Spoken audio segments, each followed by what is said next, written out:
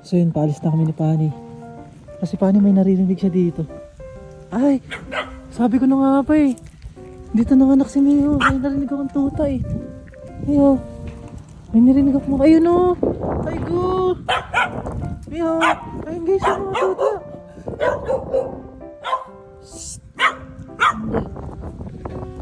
Ano, nandito yung mga tuta ni Mio. Dito lang pala siya nanganak sa kapitbahay.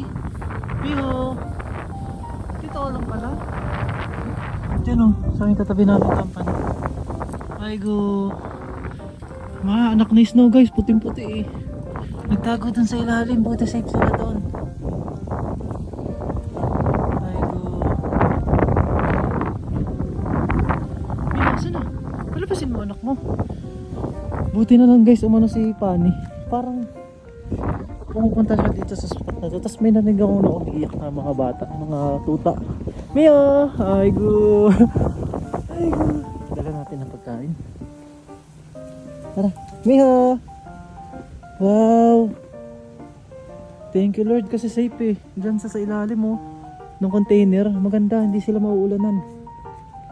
Ayun ako guys, nadagdagan na yung wild dogs natin. Thank you Lord. Madami na tayong wild dogs. Ay go, galing na rin Pani ah. Very good sa Pani, tara! Kaya, gawin natin pagkain din.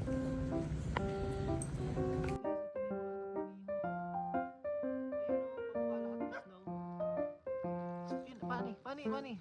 Sinino? Ay go. Dito siya nanganak sa katabi namin kapit sa company. Yan si Miho oh.